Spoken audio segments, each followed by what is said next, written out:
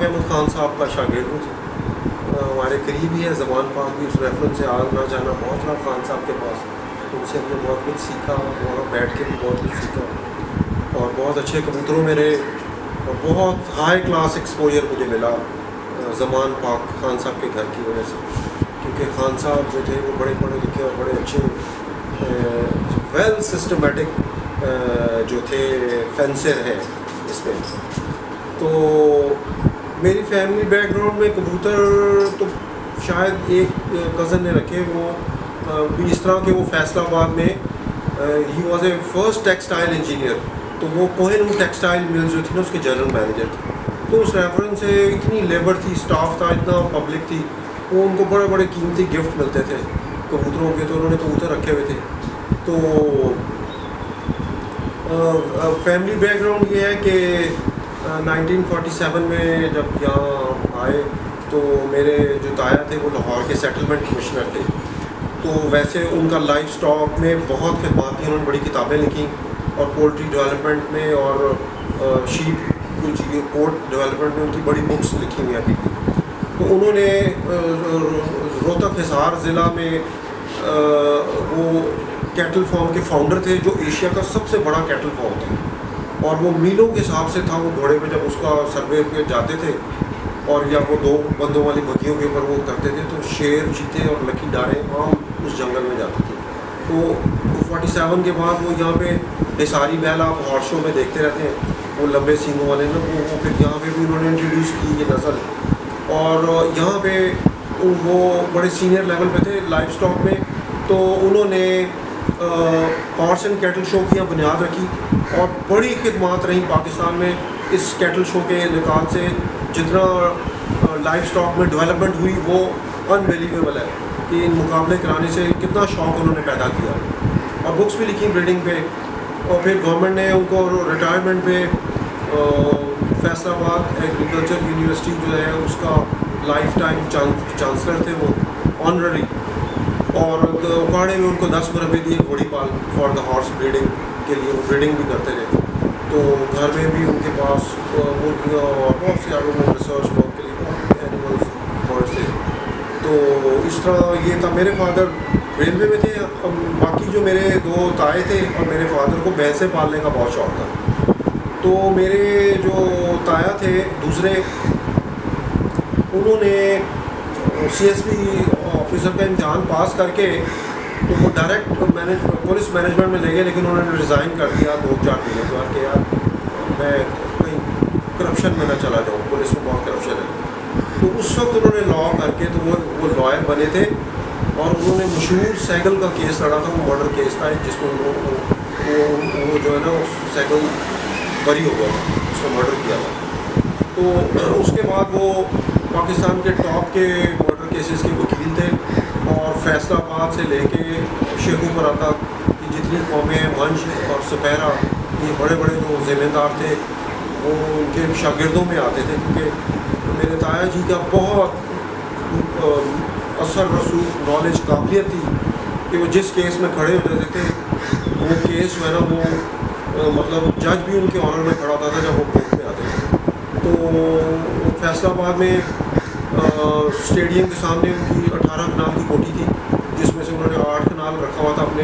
جب کیس لگتے تھے تو یہ جو قومیں ہیں شیخوپورہ کے لیے یہ سینکڑوں کے گاؤں آ کے اسٹے کرتے تھے اور پھر کیس میں جاتے تھے. بڑا ہم چھوٹے ہوتے دیکھتے تھے, بڑا ہم انجوائے کرتے تھے. تو اس ریفرنس سے نا ہمیں بڑی اعلیٰ نیلی بھینسیں نا آتی جاتی رہتی, ہمیں خریدنے کی ضرورت نہیں تھی. ابا جی کو بھی آتی تھی, تایا جی کو, تو ابا جی کو شوق تھا بھینسیں پالنے کا. تو بڑی بڑی اچھی بھینسیں ہمارے پاس رہی ہیں ساری زندگی نا. ریلوے کے گھر تھے, 4-5 کے نام کے گھر تھے, تو بڑے اچھا وقت ہم نے گزارا اس میں. یعنی جانور پرندوں کی طرف رہے ہم. تو پہلے مجھے گرے ہاؤنڈس کا شوق تھا. پھر جب ہم یہ پرائیویٹ گھر میں آئے یہیں ریلوے کالونی میں, تو پھر میں نے ہوا یہ کہ میرے بھائی تھے دبئی میں, he was a protocol manager of BCCI bank, بہت مشہور بینک تھا, اس کے ٹاپ مینجمنٹ میں تھے. تو عربیوں کو شوق ڈالا انڈینس نے. وہ کلا بازی والے کبوتر نا اپنی ہائی روف گاڑیوں میں بیٹھ کے ایسے دیکھ کے بڑا خوش ہوتے تھے, کلا بازیاں کھاتے تھے. پھر فلائرس کا ان کو شوق ہو گیا. تو بھائی چونکہ پروٹوکول مینیجر تھے وہاں پورے یو کے، تو ان کی بھی ڈیوٹی لگی کہ بھی عربیوں کو یہ شوق ہوا ہے، ان کے جو ٹاپ کلائنٹس تھے عربی، تو انہوں نے کہا جی آپ بھی کبوتر پاکستان سے بھیجوائیں. انہوں نے مجھے کہا کہ یار وہ کزن ہے آپ کے ہمارے، تو ان سے کچھ کبوتر لے کے بھیجو. کچھ ادھر سے میں نے بھیجے، کچھ میری اسی سرچ میں میری دوستی ہو گئی اخلاق احمد خان صاحب. خان صاحب نے بڑی مہربانی کی. وہ استاد ہیں آپ کے؟ آج پھر بعد میں وہ میرے استاد ہوئے. تو انہوں نے مجھے بہت اچھے کچھ کبوتر دیے. اسی طرح ایک ریلوے گارڈ تھے آغا دورانی، بڑے مشہور تھے وہ، بس ٹوپی کبوتر ہوتے تھے. کچھ انہوں نے مجھے کبوتر اس وقت دیے جب میں انٹر ہو رہا تھا اس شاپ میں. تو وہ کبوتر وہ شیخ کا وہ آتا تھا، وہ ہم نے جو کبوتر بھیجے وہ سب سے زیادہ اڑے، اور جو ادھر انڈیا سے ہوئے وہ پیچھے رہ گئے. تو ایک دن عربی کہتا ہے کہ یار وہ چارٹرڈ پلین میں جو لے کے چلتا ہوں تو ایک کبوتر ایک ہی دفعہ لے گیا. میں نے کہا یار ایسے تو کبوتر اس وقت یہ بیچنے کا اتنا رواج نہیں تھا، 90s میں شاید، یہ 90s کا ارلی 90s کی بات ہے. انہوں نے کہا یہ تو کانٹیکٹ سے لوگ دیتے ہیں، تو آپ کو جتنے آپ کہتے ہیں تو آپ کو ہم منگوا کے دیتے ہیں.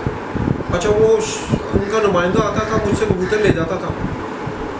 اب اگر 12 جوڑوں کا پرمٹ بنے تو ان کے جو ان دا مین ٹائم بچے ہو جاتے تھے، تو وہ اور ایکسٹرا جو میرے سے وہ میرے پاس رہ جاتے تھے. تو وہ جناب وہ ہمارا ہمیں شوق پڑ گیا، جو کبوتر رہ جاتے تھے وہ اگلے پر 2 مہینے بعد جاتے تھے.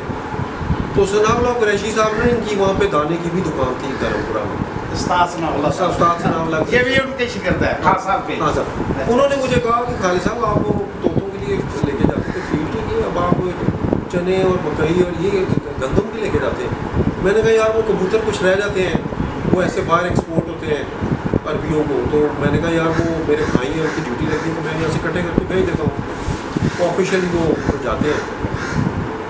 اس نے کہا جی یہ تو خالد صاحب میری تو بازیاں لگی ہیں بڑی، 2-2.5 لاکھ روپے کی میری بازی لگی چودھری سکی گروپ کے ساتھ، تو آپ ہم مجھے دیا کریں. میں نے کہا یار آپ تو ہمارے بھائی ہیں، تو میں تو خودتا ہوں یہ بڑے بچے دیتے ہیں یار، میں تو بڑا کام ہوں ان سے.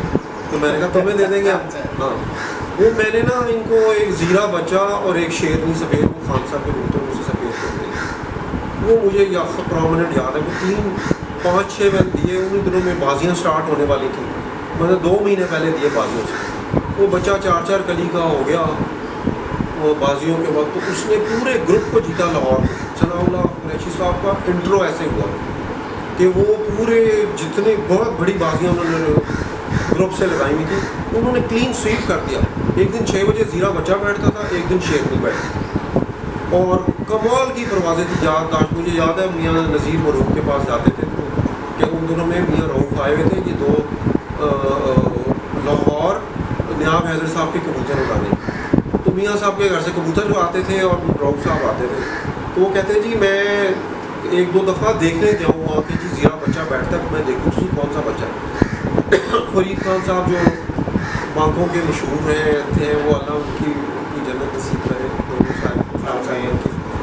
تو وہ ہمارے ساتھ میں بیٹھ کے 4 پہ جناب وہ سارا مقابلہ دیکھتے تھے. بڑے زبردست مقابلے، ہمیں شوق پڑ گیا. اوپر سے خان صاحب کے ساتھ ہمارا شاگردی ہو گئی، میں ان کا شاگرد ہو گیا. وہ ایک گہوارہ تھا کبوتر پروری کا، کبوتر بازی کا، وہ بڑا مزہ آنا، بڑا زبردست شوق ہے نا. ہمارا شوق جنون پہ چلا گیا. اس زمانے میں میرا آفس جو ہے ڈیوس روڈ پہ تھا، تو میں نے 6 بجے چھٹی کر کے جناب سیدھا زمان پاک، وہ پپو بھائی نے مجھے فون کرنا بھی چائے تیار آ جاؤ. روز ان کا بڑا پیار تھا ہمارے سے. انہوں نے کہنا آ جاؤ جناب، میں نے 6 بجے تک پہنچ جانا. تو روزانہ پھر تو میں کوئی نہ کوئی جیٹ میں 6 بجے کبوتر پر بڑا روم تھا خان صاحب کو کبوتر، 2 چیل نیوروں والے کبوتر اور کمال کی پروازیں دیتے تھے. آپ کے استاد جی جی استاد صاحب کے گھر میں نیوروں والے ورلڈ فیئر کبوتر. خیر جی وہ ہم اس طرح شوق ہوا بریڈنگ کی. نیاب صاحب سے واقفیت ہوئی. میں نے انہوں نے اخبار نکالا. میں ہر سنڈے میگزین کے لیے میرے جناب مضمون تیار ہوتا تھا، وہ 10-12 صفحوں کا. بڑے میرے مضامین لکھے، آنکھوں پہ 10-12 صفحے لکھے، اور پروں پہ لکھے 10-12 صفحے، اور ہر چیز مطلب ایک ٹاپک پہ نا میں نے بڑا وسیع لکھا اس کے. اچھا ان دنوں میں آپ کو بتاؤں کہ ہوتے ہوتے ہم چلے گئے، یہ نہیں اتنی دیر میں نا ہم چلے گئے. ایک بہت بڑا فورم تھا، اس کا نام تھا ٹپلر ٹاک. اس میں پوری دنیا کے لوگ تھے اور وہ چیٹنگ کرتے تھے. اس زمانے میں کوئی انٹرنیٹ اور واٹس ایپ کا وہ رواج نہیں تھا. وہ گروپ میں نا مجھے کسی نے, میرا راشد دبئی دوست تھے دبئی کے, انہوں نے مجھے اس گروپ میں انٹر کر لیا. وہ میں انٹر ہوا تو اس میں جناب ڈسکشن شروع ہو گئی, بڑی ہائی لیول ڈسکشن کرتے تھے. یورپین چیمپئنس تھے اس میں, ایک اس زمانے میں کینیڈین چیمپئن تھا نینو کوگیجا, وہ بہت ہی آؤٹ اسپوکن تھا, کسی کو بولنے نہیں دیتا تھا اور ریفرنس سے بات کرتا تھا. اس کے پاس بکس کے ریفرنس ہوتے تھے, بریڈنگ کے اوپر بات کرتا تھا اور ان بریڈنگ, لائن بریڈنگ اور ہر قسم کی بریڈنگ کے اوپر وہ ڈسکشن کرتا تھا, کسی کو بات نہیں کرنے دیتا. اور وہ یورپین چیمپئن تھا. اس طرح چودھری افتخار صاحب سے ملے, ہمارے بڑے اچھے دوست ہیں, وہ ڈینمارک کے چیمپئن تھے اور انڈیا کے بہت لوگ تھے, بنگلہ دیش کے بہت لوگ تھے, نیپال کے بہت لوگ تھے, پورا یورپ کا. تو وہ ڈسکشن ہوتی تھی تو وہ ایک بندہ, وہ نینو مجھے کہتا تھا کہ why you are discussing, why you are writing something about interfering us by writing on the breeding. تو میں نے کہا کہ why we have the equal right to exchange our views. وہ کہ نہیں, کہتا ہے there is no breeding concept in Pakistan. وہ کہتا تھا کہ you are breeding mongrels. mongrels ہوتے ہیں جیسے یہ گلی کے کتے ہوتے ہیں نا, یہ جس کا کئی باپ ہوتے ہیں یا کوئی اس کا باپ کا پتہ نہیں ہوتا کچھ کون ہے. تو کہتا ہے because you don't have close ringing procedure in your breeding. میں نے کہا جی ہمیں یہ چیزیں ہمارے دماغ میں ہیں. میں نے کہا جی 40 سال پہلے ایک ٹیڈی بریڈ بنی تھی, تو وہ چودھری صاحب ایک جوڑا لائے تھے مستری صاحبان سے, وہ ٹونی نر تھا اور مادہ کا نام گولی والی تھی. اس سے انہوں نے یہ بریڈ بنائی جو ٹیڈی بریڈ ہے. تو میں نے کہا اس کی ساری ہماری ہسٹری ہے کہ اس کی ان کی جو ایک مادہ تھی رنگ والی, وہ مادہ اس میں ڈلی. اس سے پہلے ان کے تصویر کبوتر تھے, کمگر کبوتر تھے, وہ ایسے سارا میں نے ان کو بتایا کہ 5 کبوتر ڈلے اور ان کی یہی ہسٹری ہے, ان کی یہی ریکارڈ ہے. ادھر گئے اور یہاں ان گھروں سے بریڈ ہوئے اور ان گھروں میں اڑے اور ان گھروں سے پاپولر ہوئے. سارا میں نے کہا ہمیں ہر چیز کا پتہ ہوتا ہے. اوکے نہیں, this is not a breeding process. تو وہ جو سائڈ پہ لوگ تھے نا, ایک بندہ تھا, اس کا نام تھا لوکا کوپیک. وہ دنیا میں سب سے زیادہ ایک رسالہ پرنٹ ہوتا تھا CNTU نیوز لیٹر. اس نے مجھے دعوت دی کہ آپ اس کے اندر لکھنا شروع کریں. میں نے جناب اس میں لکھنا شروع کیا, بڑی اپریسیشن ہوئی, پوری دنیا سے نا لوگ مجھے جاننے لگے. تو اس نے اس کو کہا, لکا نے اس کو کہا کہ پلیز لسن ٹو ہم. وہ دیکھیں, وہ کہتا ہے یہ نہ دیکھو کہ کون کہاں سے کیا کہہ رہا ہے, دیکھیں وہ کیا کہہ رہا ہے. اس نے کہا کہ mister Khalid is a fountain of pigeon breeding. وہ جو بریڈنگ کے اوپر باتیں کر رہے ہیں وہ ایک فاؤنٹین کی مانند ہے کہ وہ اس میں سے وہ بہت ساری باتیں کریں. جو لسن ٹو ہم کہ وہ کیا بات کرے. اس کا بہت اثر رسوخ تھا جو تھا نا جی, یہ لوگ کو لیوکا, اس کا بہت اثر رسوخ تھا. خیر یہ اس طرح یہ چلتی رہی, ٹپر ٹاپ ہوا. پھر وہ اخلاق احمد خان صاحب کو اس میں شامل کر دیا, وہ نینو کے ساتھ ان کا سلسلہ چلنا شروع ہوا. CNTU میں ہم نے لکھا, وہ سلسلہ چلنا شروع ہوا. کبوتر ہمارے یہاں پہ اڑنا شروع ہوئے, ہم نے بریڈنگ شروع کر دی بہت زیادہ. تو اس کے اوپر بھی میں نے بہت سی تھیوریز بھی تھیں جو میں نے کی. اب مجھے کچھ بھول گئی ہے, ایک آدھی تھیوری میں بھی آپ سے کروں گا. میں نے اس کے اوپر بہت ساری تھیوریز انوینٹ کی جو دنیا میں صرف میں کرتا تھا. اچھا, نئے ویور کے لیے کوئی پہچان, کوئی اچھی ٹپس یا کوئی بہت اہم نقطہ آپ کوئی بتانا چاہیں؟ ہاں جی, میں آپ کو ان شارٹ 5-6 چیزیں بتاؤں گا جو میں سمجھتا ہوں کہ بریڈنگ ادر دین بلڈ لائن, اگر آپ نے اس کی صیانت کرنی ہو تو جو میں گریڈنگ کرتا ہوں, جو میری گریڈنگ ہے جی, اس میں سب سے پہلے تو ہے کہ جی کندہ, جو اس کی پروں کی لینتھ ہے نا وہ ہونی چاہیے. میں زیادہ تر میں کسی وقت اور موقع پہ اس کو ڈیفائن کروں گا کہ میں 7ویں کلی کو بڑی امپورٹنس ہے. ٹھیک ہے, 7ویں کلی. اچھا, ہاں, بریڈنگ کے اندر 7ویں کلی کی میں لینتھ دیکھتا ہوں. ٹھیک ہے, اور اسی طرح 9ویں اور 10ویں کلی کی چوڑائی دیکھتا ہوں. ٹھیک ہے جی. تو یہ بڑی اہم 2 چیزیں ہیں. اس سے پتہ چلتا ہے کہ کبوتر آگے بڑھے گا یا یہ نسل نیچے کی طرف جائے گی یا رکے گی. اس کو میں آپ کو بڑے اچھے طریقے سے کسی وقت ڈیفائن کروں گا. تو کندہ ہونا چاہیے اچھا, جیسے آپ سب لوگوں کی پر पहचान है कि जी ताश पर होने चाहिए, फ्रिल बारीक होनी चाहिए चुंटों वाले, उसके पर होने चाहिए और फाइन उसका वो तीली होनी चाहिए, यानी जो जो खसूसियात आप हर बच्चे से बचाएँ आप कबूतर वाले। लेकिन उसमें मेन चीज़ मैं कहूँगा ना कि उसकी जो लेंथ है ना, पर उसके कुंदे के परों की लेंथ वो, और उसका जॉइंट, उसके अंदर स्प्रिंग लगा होना चाहिए, कुंदे में ताकत होनी चाहिए आवाज़ में लड़ने के लिए, उसके करने के लिए ना। तो वो सबसे पहले कुंदा, खैर वो कुंदा एक अलग टॉपिक है, मैं डिफाइन करूँगा। उसके बाद आता है जी जोड़, हड्डी और जोड़, सेकंड ग्रेड में जो मैं ग्रेडिंग कर रहा हूँ।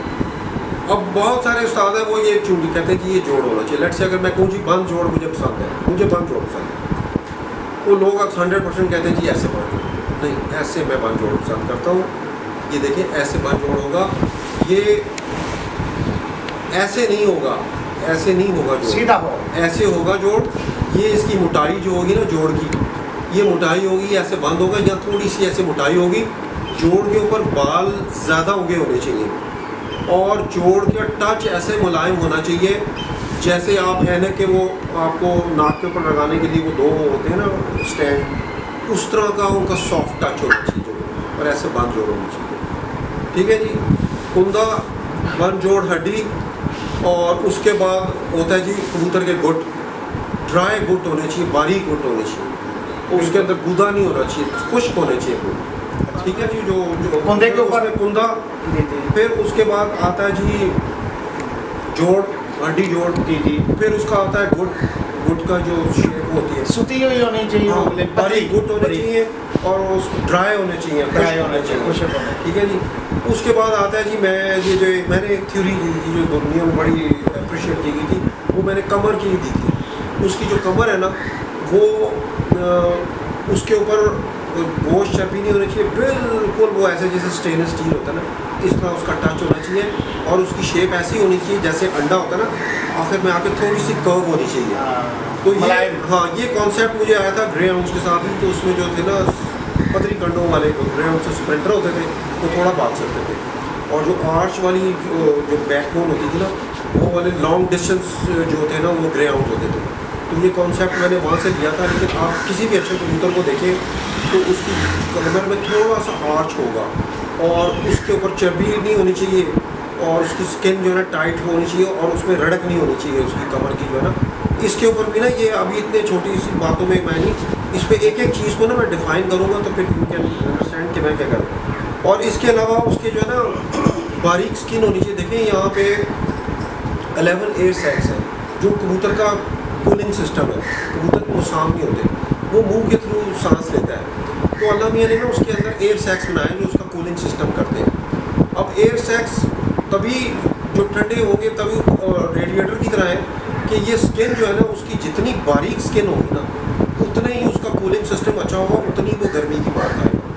तो वो जो है ना इसलिए कबूतर की बारीक स्किन होनी चाहिए। उसका मैं आपको तरीका बताऊँगा, जो मेरा ये तरीका बहुत सारे बड़े बड़े उस्ताद जानते हैं मेरे रेफरेंस से, तो मैं आपको उसका तरीका बताऊंगा कि आपने स्किन का देखना है। इसी तरह एक और उसकी पहचान है कि सफल लचकदार उसके मसल्स होने चाहिए। कबूतर को पकड़े ना तो आपको अंदाज़ा होता है कि वो हार्ड और बिल्कुल थिक नहीं होता, डल पत्थर नहीं होता, जबकि उसके ना वो आपको एक पहचान हो जाती है, सफल मसल होता है लचकदार। तो ये कबूतरों की जो है ना जी, ये 5-6 चीज़ें हैं जो आपको ना देखनी होती हैं अच्छे कबूतर में। तो इस सिलसिले पे मैं आपको गाय बताता रहूँगा। एक मैं आपको छोटा सा वाक़या सुना दूँ कबूतर की पहचान से रिलेटेड। पिछले दिनों हम बच्चों को वो डालते हैं रिंग, उसके पेरेंट रिंग जो होते हैं वो डालते हैं, तो हम डाल रहे थे। तो मेरे पास शौक वाले कबूतर हैं, मैं उनको शौक वाले कबूतर कहता हूँ, बड़े अच्छे कबूतर हैं, वो ठीक कबूतर। तो ललियानी वाले कबूतर हैं जी, ये अनवीर साहब। अच्छा, तो वो क्या हुआ कि मेरे ज़्यादातर कबूतर कल से सलारे से कबूतर हैं, तो वो 2 बच्चे ना मिक्स हो गए। वो नीचे उतर आए अपने साढ़े से, तो वो मिक्स हो गए। तो वो था कि एक बच्चा शौक वाले का है और एक किसी दूसरे कबूतर का है। तो वो बंदा ना वो कबूतर बच्चा ले आया कि जी वो दिखाने के सामने पड़ा है। तो मैंने रिंग बनाई थी 6 नंबर रिंग थी। मैंने उसका खासा शौक वाले का बच्चा। मैंने जब बच्चा पकड़ा ना तो वो बच्चा जो था ना उसका सारा ये ऐसे खुला हुआ सारा उसका मांस नंगा था, यहाँ तक नंगा था। میں نے کہا نہیں یار یہ اس کا بچہ ہے. کہتے کیوں خالد صاحب کس طرح؟ میں کہا دوسرا بچہ نا مت یہ بتاؤ. میں نے کہا اس کا تم نے نیچے سے دیکھا نا؟ کہتا ہاں جی. میں نے کہا بیٹا دوسرا والا بچہ بنا. تو میں آپ کو دونوں میں سے پہلے میں اس کو ویریفائی کروں گا، پھر تمہیں بتاؤں گا کہ میں کیا چیز دیکھ رہا ہوں اس میں. وہ دوسرا بچہ جب پکڑ کے لایا نا تو اس کو میں ایسے ایسے کروں، سارا میں نے اس کی ٹانگوں سے لے کے نا یہاں تک اس کو کیا تو اس کی اسکن نظر نہ آئے، اتنی اس کے تھک، یعنی اس کا لباس جس کو آپ کہتے ہیں نا وہ اتنا تھک تھا. جو اچھا کبوتر ہوتا ہے نا جیٹ والا، گرمی کھانے والا، اس کی ایک بڑی بڑی پہچان یہ ہے کہ اس کا لباس بڑا مناسب ہوتا ہے اس کے جسم. اس سے یہ ہوتا ہے کہ جب وہ کبوتر اڑتا ہے نا تو اس کو اریٹیشن نہیں ہوتی، اس کی اسکن نہیں جلتی، اس کا لباس اوپر ہوتا ہے، اس سے اس کو کولنگ ہوا بھی پڑتی ہے. اور ہمیشہ آپ اچھے کبوتر کو دیکھیں اس کے جسم پہ پر زیادہ ہوگی، ہمیشہ اچھا کبوتر ہوگا. اب میں نے کہا اس کو کھول، وہ جب کھولے نا تو اس کی نیچے سے اسکن بھی نہ نظر آئے. میں نے کہا اس کو شوق والا اسے نہیں کہتے، یہ گرمی کی مار کھانے والے کبوتر ہیں. یہ 100 کبوتروں میں پہچانے جائیں گے تو مجھے 100 میں رنگ کر کے بچے دے دو، تو جب شوق والے کی میں اپنی پرکھ دیکھوں گا نا تو میں اس بچے کو پہچانوں گا کہ اس کا سب سے زیادہ اس کے پارا، اس پہ لباس ہے اس کا جو پروں کے نیچے ہوتا ہے نا جی، تو اس سے یہ ہوتا ہے کہ وہ اس کی اسکن بچتی ہے لو سے اور گرمی سے بچنے کے لیے. تو میں نے کہا اس بیسس میں کہہ رہا ہوں کہ یہ شوق والا ہے. نہیں ایگریز، میرا جو بندہ ملازم تھا نا وہ ایگری کر کے کہ خالصہ آپ صحیح کہہ رہے ہیں، اس بچے اور اس بچے میں بہت فرق ہے. اس کی تھکس وہ ہے، کوٹ ہے اس کے اوپر، اور بالوں میں یہ لپٹا ہوا ہے، اور ظاہر ہے یہ اس سے بہت ہائی لیول سپیریئر کبوتر ہے. تو یہ ایک چھوٹی سی میں نے آپ سے اپنی پرکھ شیئر کی کہ میں نے اس کو کس طرح پہچانا کہ یہ میرا اصل جو کبوتر ہے اس کا بچہ دونوں میں سے کون سا ہے. تو اس طرح کی بہت ساری باتیں ہیں جی، وہ ہم آپ کے ساتھ شیئر کریں گے انشاءاللہ، کبوتروں سے ریلیٹڈ بھی، اور آپ کو شوق بھی کرائیں گے کبوتروں کا. ابھی تو ایک ویسے ہی ان سے پہلی دفعہ انٹروڈکشن ہوا ہے، تو ایک چھوٹا سا یہ بھی بتائیں گا مشکل سے ٹائم دیا سمجھ لیں عید ملن پارٹی ہے ہماری آج. عید ملن کچھ کریں گے، کچھ کھائیں پیئیں گے، بیٹھ کے انجوائے کریں گے. Thank you very much.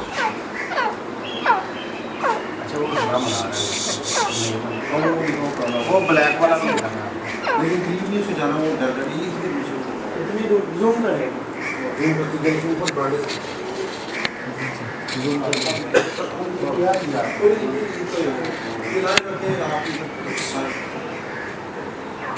بڑی اسپیشل ہوتی ہے. آؤ بیٹا آؤ، یہ آپ سرو کرو، اس کو پوری سرو کرو.